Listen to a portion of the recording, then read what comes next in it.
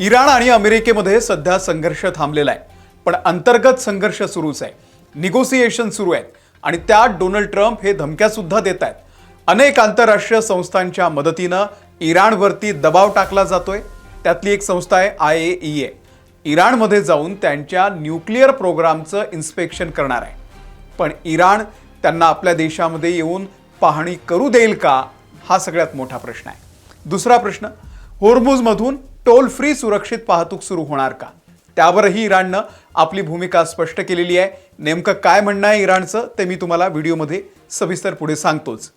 तिसरा मुद्दा आहे, इराणवरचे सँक्शन्स काढले, पण हा सगळा व्यवहार इराणला अमेरिकेशी करावा लागणार आहे. म्हणजे इराणला जर गहू घ्यायचा असेल तर तो इराणनं कुठून घ्यायचा, तर अमेरिकेकडूनच घ्यायचा अशी अट आहे.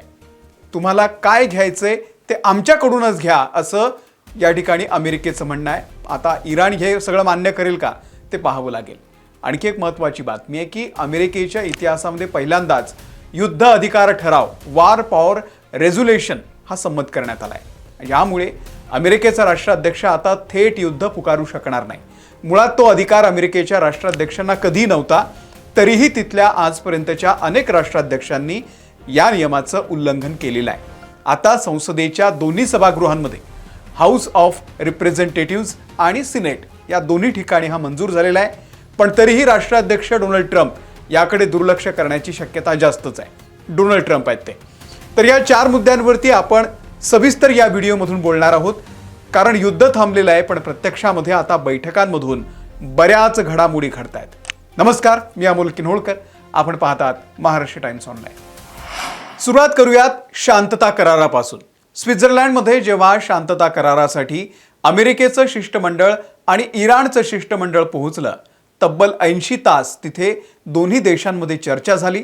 पण तेवढ्यात ट्रम्पनं सोशल मीडियावरून धमक्या द्यायला सुरुवात केली की जर हिजबुल्लाहनं हल्ले रोखले नाही तर आम्ही त्यांचं स्वित्झर्लंडला आलेलं म्हणजे इराणचं शिष्टमंडळ संपवून टाकू. हा माणूस इतका वेडा आहे. शांतता करारासाठी आलेल्या लोकांना तुम्ही संपवण्याची भाषा करता.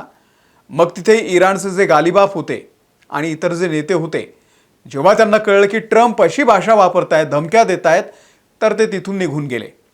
इराणनं तिथेही आपला करारी बाणा दाखवलेला आहे की आम्ही ट्रम्पच्या धमक्यांना अजिबात भीक घालणार नाही.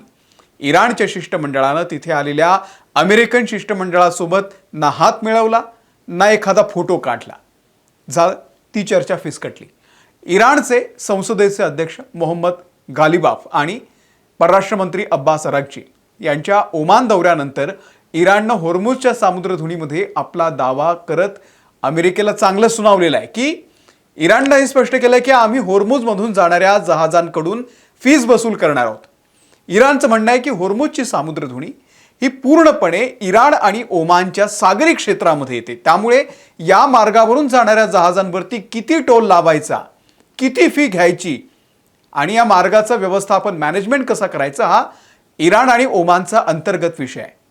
अमेरिकेचे राष्ट्राध्यक्ष डोनाल्ड ट्रम्प यांनी होर्मुझची सामुद्रधुनी खुली करून जगामध्ये तेलाचा महापूर आणण्याच्या बाता ते मारत होते.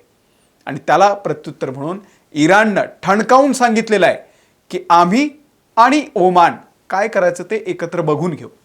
अमेरिकेनं आम्हाला नियम सांगण्याची, आमच्यावरती नियंत्रण ठेवण्याची गरज नाही.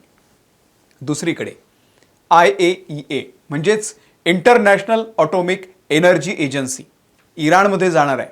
त्यांच्याकडे म्हणजे इराणमध्ये किती युरेनियम आहे, त्यांचा अणु कार्यक्रम कुठपर्यंत आला याची पाहणी करणार आहे.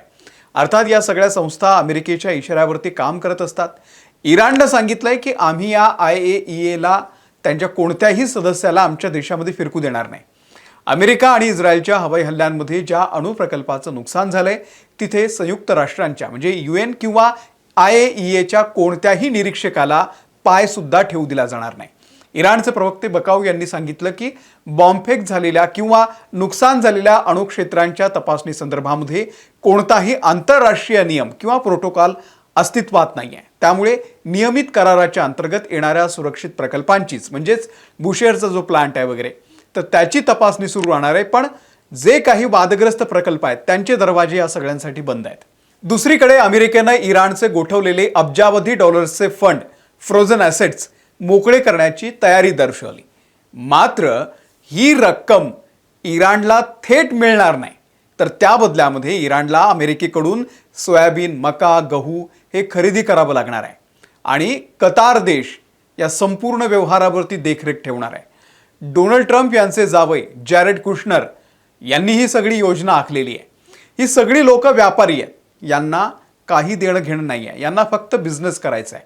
म्हणजे जगाला दाखवायचं की आम्ही इराणवरचे निर्बंध हटवले, पण प्रत्यक्षात त्यांना इराणशी बिझनेस करायचा आहे। इराणला हे मान्य आहे का ते सुद्धा पाहावं लागेल।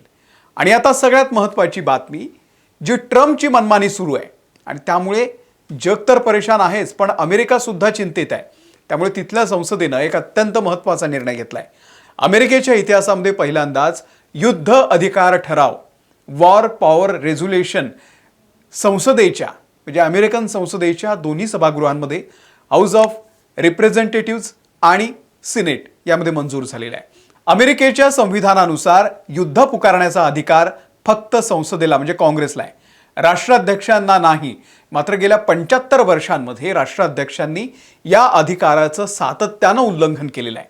ट्रम्प यांनी नुकतंच एका मुलाखतीमध्ये माझ्या अधिकारांना कोणतीही मर्यादा नाही असं म्हटलं होतं। संसदेनं हा ठराव आणून अध्यक्षांच्या याच अमर्याद अधिकारांना आता आव्हान दिलेलं आहे। तरीही हा ठराव प्रामुख्यानं प्रतिकात्मक आहे। हा एक संयुक्त ठराव असल्यानं तो थेट कायद्यात बदल करता येत नाही आणि राष्ट्राध्यक्ष ट्रम्प याकडे दुर्लक्ष करण्याची शक्यता जास्त आहे, कारण ते ट्रम्प आहेत। सध्या स्वित्झर्लंडमध्ये ट्रम्प प्रशासन आणि इराण यांच्या दरम्यान युद्धबंदीसाठी शांतता चर्चा सुरू आहे। रिपब्लिकन सिनेटर जेम्स रिश यांच्या मते या ठरावामुळे अमेरिकेची बाजू कमकुवत होईल। अमेरिकन संसदेनं राष्ट्राध्यक्षांचे हात बांधलेले आहेत हे पाहून इराण वाटाघाटींमधून मागे सुद्धा जाऊ शकतो अशी भीती त्यांनी व्यक्त केलेली आहे। अमेरिकेमध्ये हे युद्ध अत्यंत अलोकप्रिय ठरत आहे। लक्षात घ्या, अलोकप्रिय। नुकत्याच झालेल्या रॉयटर्स इप्सोस यांच्या सर्वेक्षणानुसार केवळ 24% अमेरिकन नागरिकांना हे योग्य वाटतंय। इराणनं होर्मुझची सामुद्रधुनी रोखल्यामुळे अमेरिकेमध्ये तेल, नैसर्गिक वायू आणि खतांच्या किमती गगनाला भिडलेल्या आहेत। आगामी नोव्हेंबरमधील मध्यावधी निवडणुका डोळ्यांसमोर ठेवून अनेक नेते जनतेच्या रोषाला घाबरून या युद्धाच्या विरोधात जात आहेत। थोडक्यात सांगायचं तर हा ठराव थेट युद्ध थांबवू शकणार नसला तरी देखील ट्रम्प यांच्या इराण धोरणावरती आणि त्यांच्याच पक्षातील वाढत्या असंतोषावरती यानं पुन्हा एकदा शिक्कामोर्तब केलेलं आहे। तुम्हाला या सगळ्याबद्दल, या सगळ्या घडामोडींबद्दल नेमकं काय वाटतंय? सध्या शांती वार्ता सुरू आहे, निगोसिएशन सुरू आहे, पण वाद थांबत नाहीयेत आणि त्यामुळे ही वादळापूर्वीची शांतता आहे का? आम्हाला कमेंट करून नक्की सांगा। या युद्धासंदर्भातले जे काही अपडेट आहेत ते आम्ही तुम्हाला सातत्यानं महाराष्ट्र टाइम्सच्या या यूट्यूब चॅनलवरती देत असतो। त्यामुळे तुम्ही चॅनल सबस्क्राईब केलेलं नसेल, सबस्क्राईब करा। आम्ही फेसबुकवरती आहोत, आम्ही इंस्टाग्रामवरती आहोत, तिथे आम्हाला फॉलो करा। धन्यवाद।